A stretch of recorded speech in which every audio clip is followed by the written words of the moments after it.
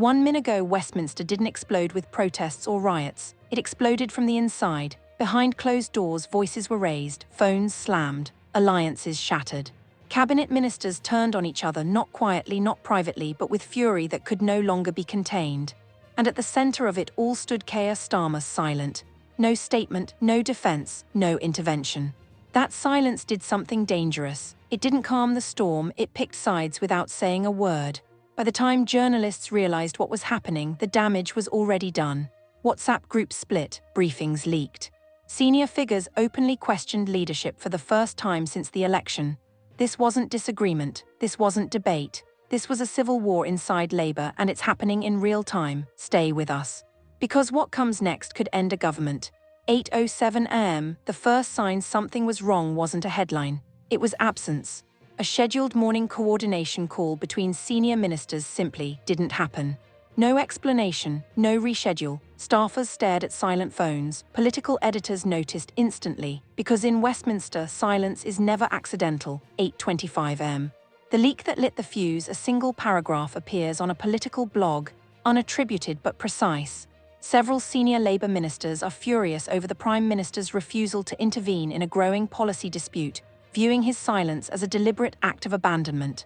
Within minutes, journalists' phones vibrate. By 8:40 a.m., everyone knows something has snapped. 9 o'clock a.m., factions emerge inside the cabinet, lines harden fast. One group, pragmatic, defensive, argues for holding the line publicly. Another, increasingly vocal, believes the Prime Minister's refusal to speak is calculated. A senior aide whispers to a reporter, he's letting them fight it out, winners stay, losers go. That interpretation spreads like wildfire. Because if true, it means silence isn't neutrality, it's strategy. 9:30 a.m., the first open rebellion, a cabinet minister breaks protocol on live radio. Leadership means stepping in when your team is tearing itself apart. No name mentioned, but everyone knows who they're talking about. Minutes later, another minister counters in a separate interview. The Prime Minister doesn't need to micromanage every disagreement. 2 ministers, 2 messages, same government. The public hears division. 10:15 a.m., WHATSAPP-GRUPS fracture internal party chat groups, once tightly controlled, begins splitting. One renamed, Cabinet Coordination, right arrow, Cabinet Concerns, another appears quietly, post-Starmer strategy screenshots leak. One message circulates widely. If he won't defend us publicly, why should we defend him privately? That line becomes the day's most quoted sentence. 11 o'clock a.m., backbenches turn, restless Labour MPs outside government sense blood in the water.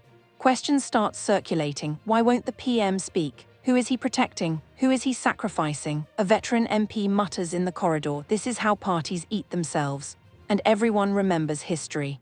11:45 a.m., the opposition WATCHES and SMILES opposition figures don't attack immediately. They wait, because nothing weakens a government faster than self-inflicted wounds. A shadow minister says calmly on TV.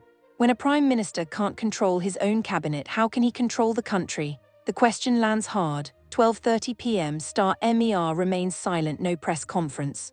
No tweet, no statement from Downing Street. Reporters gather anyway, cameras pointed at a door that never opens. The absence becomes the story. A political editor says on air, this silence is now a decision in itself. 1:15 p.m. The accusation goes public. Another senior Labour figure, careful with words, lethal with implication, releases a statement. Unity requires leadership. Leadership requires presence. It's the closest thing to a mutiny without saying the word. Markets notice, pollsters notice, voters notice. 2 o'clock p.m., the word civil war appears. A headline flashes across news sites. Labour civil war brewing over PM silence. Once that phrase is out, it can't be pulled back. Because civil wars don't need guns, they need broken trust. 2:45 p.m., the party base reacts. Activists flood social media. Some defend the PM's restraint, others accuse him of cowardice. Hashtags trend. Number speak up, number lead or leave, number Labour divided. The party that promised stability now looks fragile. 3:30 p.m., the most damaging leak yet, a confidential cabinet memo surfaces, timestamped 2 days earlier. It warns explicitly, failure to address internal disagreement publicly risks appearing weak and disconnected. The memo was ignored, and that's when the narrative hardens. This wasn't oversight, this was choice. 4 o'clock p.m. A government at war with itself by late afternoon, one truth is undeniable. The Prime Minister's silence has not calmed the party. It has divided it into camps, each interpreting that silence as betrayal. And when a leader loses control of the message, others rush to fill the void. Tonight, Labour isn't fighting the opposition, it's fighting itself, and the silence at the top is getting louder by the hour. 4:17 p.m. A cabinet meeting is finally called, not announced, not briefed, summoned quietly, urgently, like a fire alarm without sirens. Ministers arrive one by one through side entrances, faces tight, aides left outside. Phones confiscated, doors shut. Inside that room, the air is thick with something worse than anger, suspicion. Because by now no one knows who leaked what or why the Prime Minister said nothing to stop it. 4:25 p.m. The first confrontation, the meeting hasn't even formally started when a senior minister breaks protocol. "We are bleeding credibility out there, and you haven't said a word." Silence. Eyes turn to the head of the table. The Prime Minister doesn't respond immediately. That pause, just a few seconds, is fatal. Another voice cuts in, sharper. "Are we supposed to defend policies you won't defend yourself?" The word yourself hangs like an accusation. This isn't policy disagreement anymore. This is personal. 4:40 p.m., the silence is explained and makes it worse. Finally, the Prime Minister speaks measured, controlled, loyally. "I don't intervene in every disagreement." Ministers must own their briefs. A ripple of disbelief moves around the table. One minister snaps back. "Owning a brief is not the same as being left exposed." Another adds quietly, "Your silence made us targets." The Prime Minister listens, doesn't interrupt, doesn't reassure. And in that moment, several ministers realize something chilling. He is not backing anyone, he is watching. 5:05 p.m. Factions form in real time. The room splits, not formally, but visibly. On one side, ministers who believe discipline and silence project strength. On the other, ministers who feel sacrificed to protect the center. One figure says, voice shaking with controlled fury, "If this is how you lead, don't be surprised when people start planning without you." No one contradicts them. That's the moment loyalty fractures. 5:30 p.m. The meeting ends without unity, no joint statement. No agreed line, no handshake moments. Ministers leave separately, some furious, some calculating, some already texting allies. A senior aide mutters in the corridor, "That was the worst meeting I've ever been in." And everyone knows, if the cabinet can't agree in private, it won't survive in public. 6:10 p.m., the leak flood within 40 minutes, details of the meeting hit journalists. Not one leak, several, and they contradict each other. One paints the Prime Minister as calm and in control. Another paints him as detached and cold. A third suggests he's deliberately letting rivals weaken each other. The public sees chaos. The press smells blood.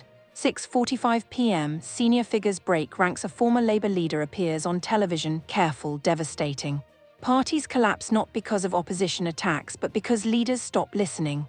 No names mentioned, everyone understands the target. Another party elder follows minutes later. Silence can be wisdom. But prolonged silence becomes abdication. The word abdication trends within minutes. 7:30 p.m., backbenchers move. Private meetings begin in Commons offices and nearby flats. Numbers discussed, letters counted, thresholds whispered. A backbencher texts a colleague, "If he won't fight for us, why should we fight for him?" Another replies, "Because if we don't, the party burns." That's the divide in one exchange. 8:15 p.m. The Prime Minister's office doubles. DOWN Downing Street finally releases a short statement. The Prime Minister has full confidence in his cabinet and expects ministers to work collectively. It lands badly. Too late, too generic. Too obviously written by committee. A political editor says bluntly on air, "This reads like a statement from someone already on the defensive." 9:00 p.m. The word succession enters the room, not publicly, privately. In hushed conversations, names are spoken, not challengers, alternatives. That distinction matters, because alternatives imply preparation, not rebellion. One MP says quietly, "This isn't about replacing him. It's about surviving him." 10:00 p.m., the day ends. The war doesn't by nightfall. One truth is unavoidable. The Prime Minister's silence didn't calm the storm. It redrew the battle lines. Cabinet trust is fractured. Party unity is performative. And authority, once questioned, doesn't reassemble easily. Tonight, Labour isn't asking whether it disagrees. It's asking, who is this government actually led for, and who is it willing to leave behind? The silence remains.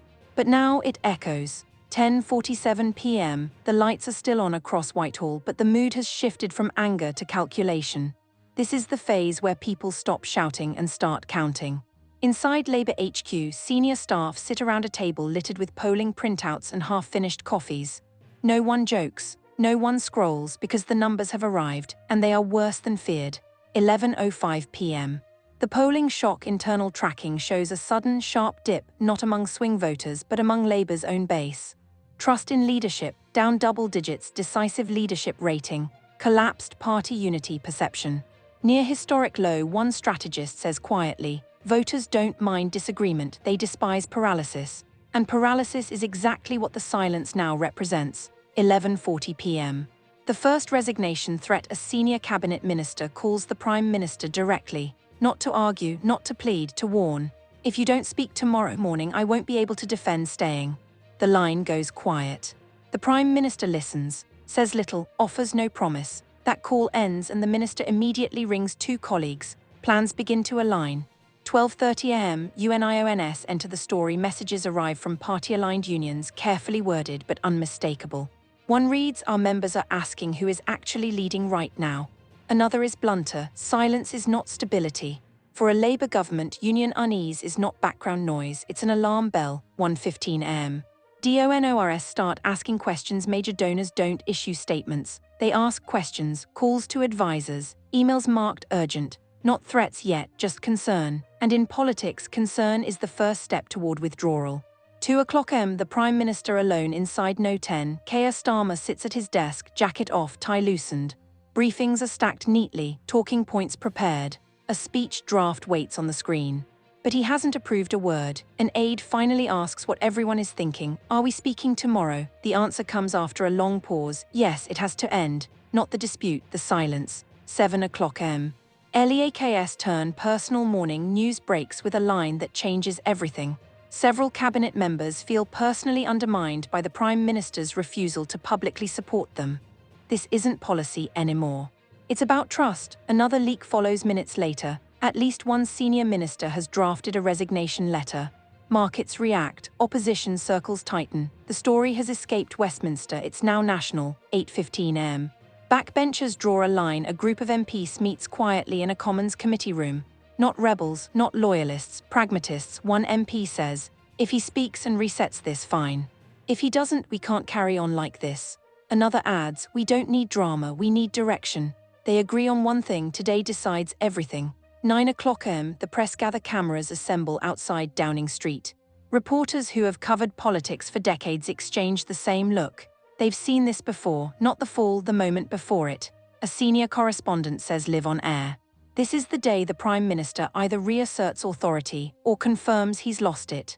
9:30 am. The statement is confirmed. Downing Street announces. Loudspeaker. Prime Minister to make a statement late morning. No details, no hints, but the message is clear, the silence is over. 10:45 am. The cost of waiting. As the minutes tick down, the damage becomes visible. More ministers distance themselves in interviews. One says, I look forward to hearing clarity from the Prime Minister. That phrase, look forward to, is Westminster code for pressure. Another says, unity requires leadership. No one defends the silence anymore. That alone tells the story. 11:00 am. A party on edge. By the time the Prime Minister steps toward the podium, Labour is no longer divided into factions. It's divided into expectations. Some expect apology, some expect firmness. Some expect a reset, but everyone expects words, because silence has already done its damage.